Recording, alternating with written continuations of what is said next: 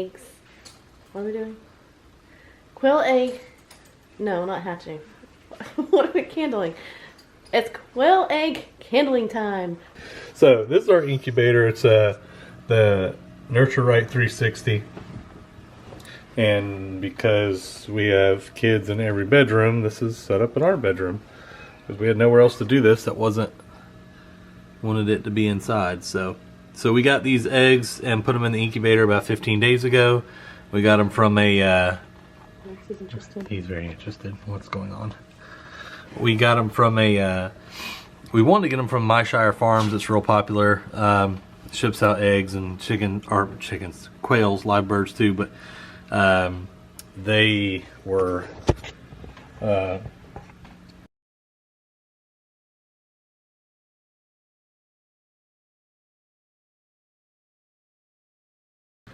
one of these guys is starting to pip. It's hard to see. The camera doesn't want to focus. Third one back. Alright, so take a break from coming in to eat lunch from building the shed. And wouldn't you know it, a quail. we got our first baby quail. He looks So tiny. He probably just came out, so. He's really tired probably from hatching through that. Yep. Because their eggs are harder than chicken eggs. So. They are? Yeah. There he is, the first baby quail. Hopefully, there he's moving a little bit. No, his name's Pip. Hopefully many more to come. We'll see how it goes. Yeah. Trying to take his first steps.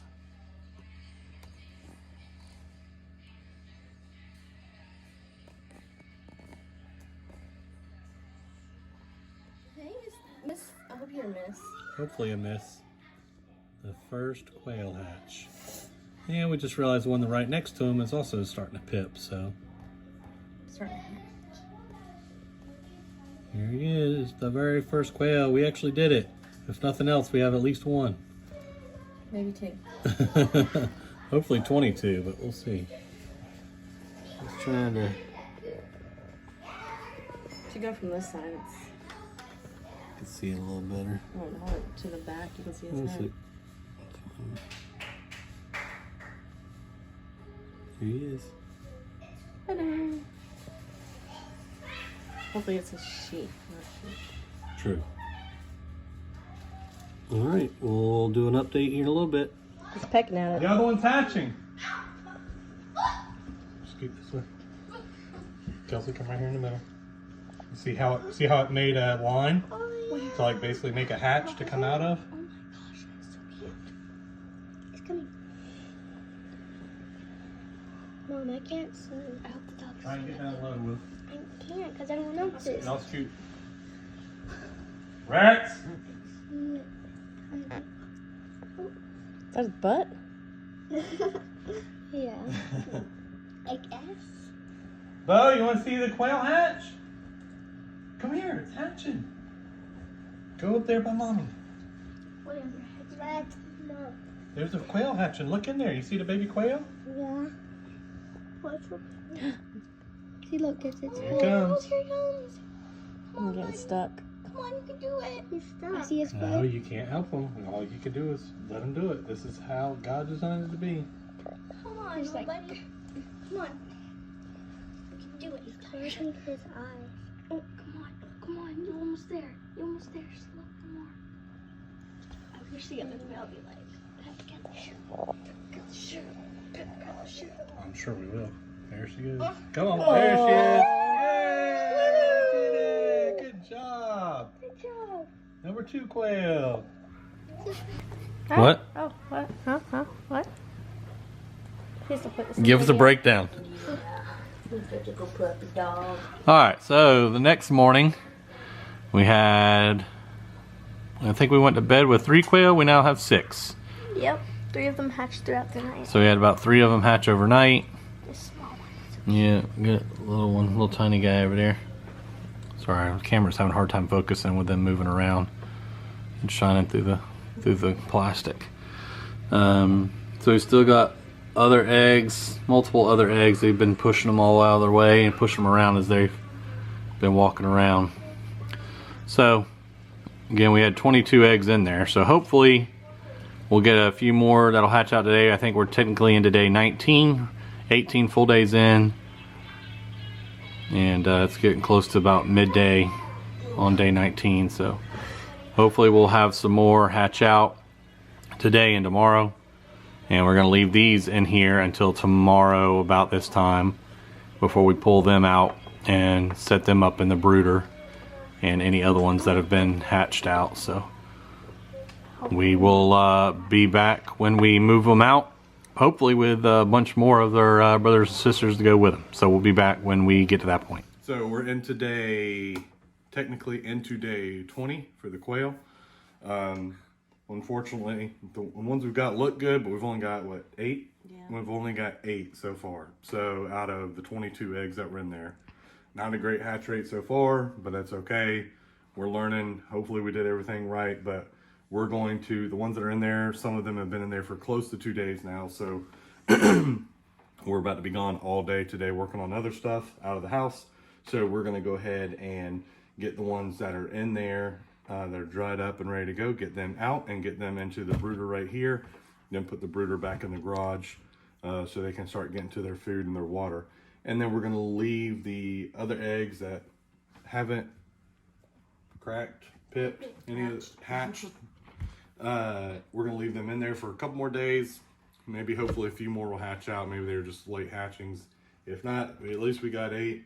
We'll go with that, and then we'll probably go ahead and order another batch of eggs here in the next few days to go ahead and get another batch started, since this is not quite as many, not nearly as many as we wanted. So we'll put them in the brooder real quick.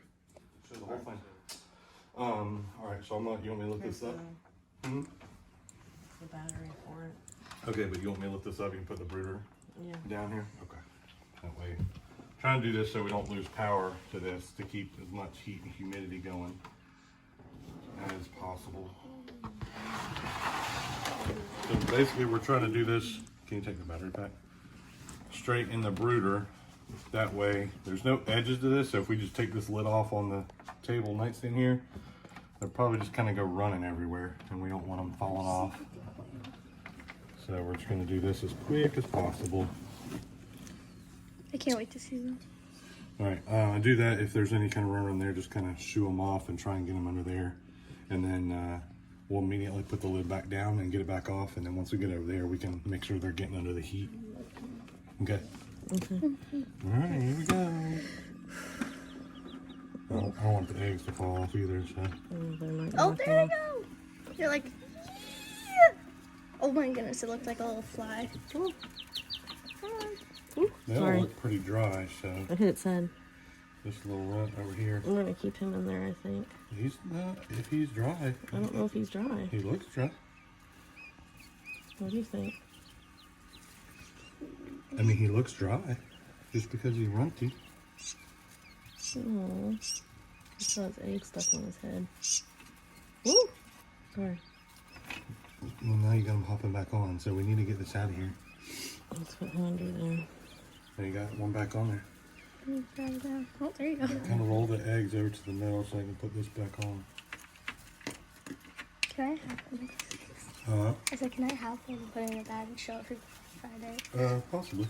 Okay. What? One of the egg Can you shells. see and see one of them? We're getting these right back on. We're not. Just if they're empty, get them out. If they're not, just put them in the middle, and then we'll look at them again later. Boys, cut it out. Boys, cut it out. I wish I could read that.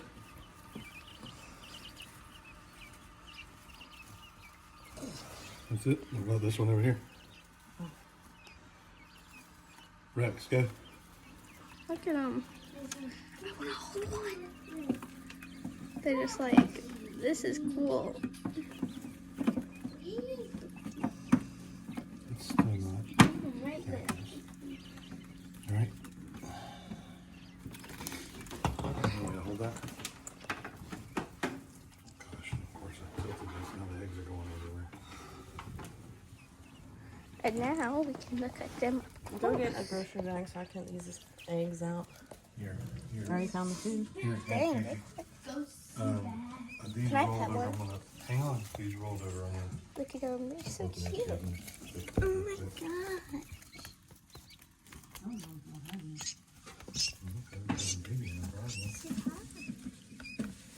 Oh wait, I don't want to be doing that.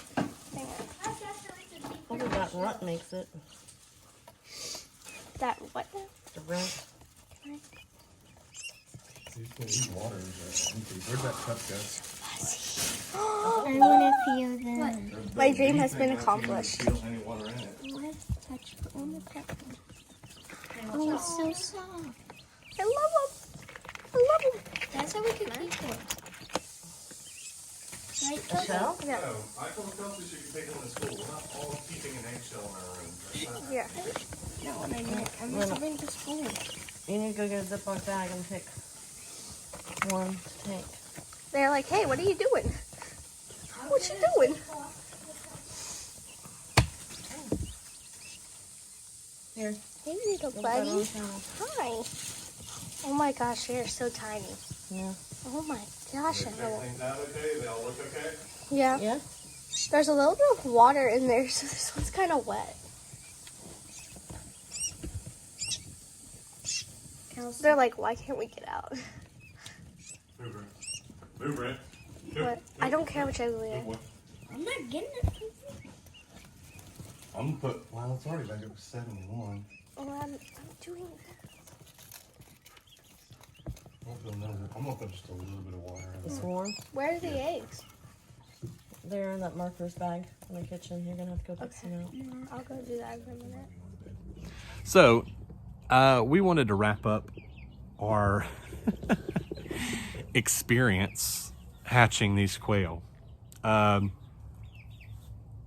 y'all know, we put 22 eggs in the incubator that had looked like they had been fertilized after we candled eggs.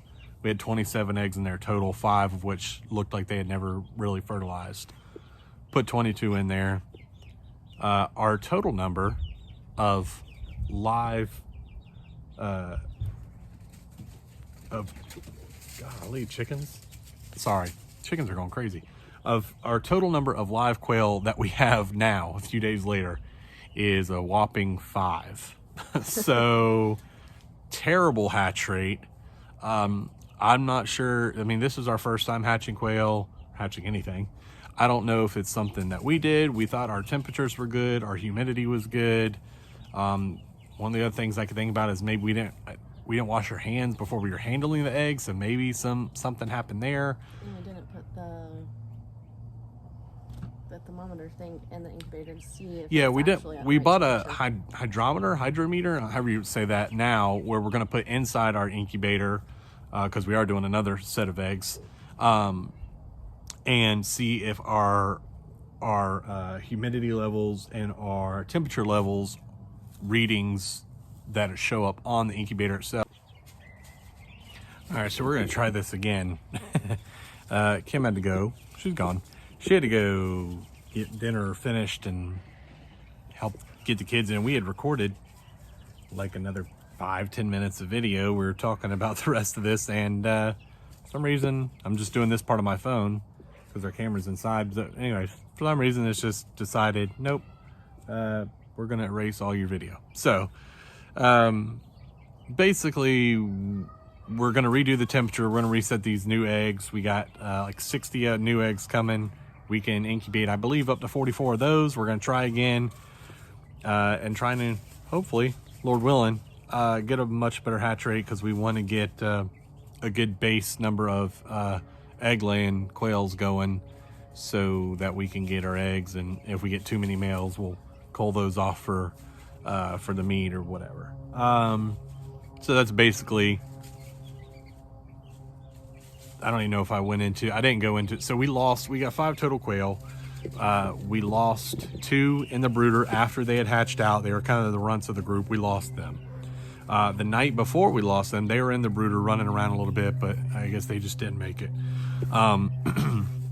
The night before we lost them, we had one early in the morning, about 5 o'clock in the morning. It had pipped the shell, so it had broken the shell, cracked it open a little bit, but it was actually chirping inside the shell, so we figured it wasn't able to, we left it for a little while and it wasn't able to crack through the shell the rest of the way. So Kim woke up like 5 in the morning, it was in there chirping, so we helped it out, break it out of the rest of the shell, and left it in the incubator for all day that day, for another 13, 14 hours, something like that. Its neck was kind of curved down, so its head was kind of pointed into its chest. It was kicking its legs, but it couldn't really get its feet under it to kind of move around and walk. So we left it in there all day to see if that would help. It fluffed out, it was still alive, but nothing changed. It couldn't move around, wasn't going to be able to feed itself, so we figured we were just going to have to kill it. Otherwise it was just going to starve. My oldest daughter, Kelsey, who's 11, she came in there that evening to help us to try and see if we could get it out, stretch its neck out, if there's anything we could do to help it. And she was very upset. She was crying because there wasn't going to be anything we could do to help it live. And so the part of this video that we completely lost, Kim was kind of making the point of, we use this as a teaching moment, teach her about that God's in control of all these things, big, small, something as small as a quail that just didn't make it, which is kind of, part of nature. Like sometimes they just don't make it. And that's another good, it's a good homesteading lesson. Like sometimes I put a quote here by Justin Rhodes that was, I don't remember, but sometimes things just die. Especially when you're running the homestead, sometimes they just don't work, but you use it as a learning experience to keep on moving. And that's what we're just going to try again. We're going to try and figure out what we did wrong, improve it, and do again. But bigger than that, we use this as a spiritual lesson for her. And God's in control of these things, and that death is a part of life. There's no controlling that. Man sinned and brought that death into the world, and but God's bigger than death, and using that, because eventually she's going to experience that in a much more real way, from a family member, a friend, whoever. At some point in time in her life, we all face it. Someone's going to die, whether it's expectedly, unexpectedly, but she's going to have to face that. And she's 11, so she's starting to mature, and she's going to have to face that stuff. So we just kind of use it as a good teaching experience, homesteading wise, but more importantly than that, in the way of look to God and all these things when you're upset, when you don't understand why these things are happening, and just look to God, and even for more of trying to understand it, but just for comfort, because sometimes things happen we don't understand, but He's in control of all these things. So just not that we're perfect in anything that we do, and we are completely learning as we're going through life, but use these opportunities when things like this happen, for one, to teach homesteading lessons, but more importantly than that, teach them, lead them spiritually, and show them, hey, God's got this, God's in control. We don't have to understand it. He's in control, big, little, and everything in between. So just keep that in mind as these kind of things happen, whether you're running a homestead or just running a family. Hey, I'm redoing our video since everything decided to crash on us. So that being said, just use that as an example to lead your kids and point them back to God first and foremost in everything we do. So that being said, before the sun goes completely down, I'm going to show you the quail coop that we have finished now. Big old huge quail coop for 5 whole quail. And but hopefully, Lord willing, we'll have more here in the upcoming weeks, and we can fill it up. So I'll show you that real quick. All right, so here's the quail coop, freshly painted. So this, real quick, this design is based off of Slightly Rednecked. So if you're looking up anything on quail on YouTube, you'll probably find Slightly Rednecked. I think his name's Chris. He does a ton of homesteading videos, a lot of videos on quail, which have helped me tremendously, super informative. So I watched his video on how he built quail hutch, very similar to this, and I just kind of altered it for our kind of dimensions and stuff like that. But it's completely enclosed. Oh, your paint's making it stick. Hardware cloth on the whole bottom, so that way when they poop, it's going to drop down there to the ground. Eventually we're going to cover that up with some mulch, and then as it kind of breaks down, we're going to use that for our compost, which I've heard that the quail poop is phenomenal for the compost. Yeah, if you want to open that side too. And then hardware mesh all across the top, tons of ventilation. But then on this side, so we got that door there that folds down. On this side, we got it completely boxed in, and then this door being completely closed in. That way, being the ground birds, they do like to kind of have their space to hide and stuff like that. So we give them a little space to hide. We're gonna put them a dust bath and stuff over there. Pretty much, they said you can give them a enclosed space where they feel safe and happy, food and water, dust bath.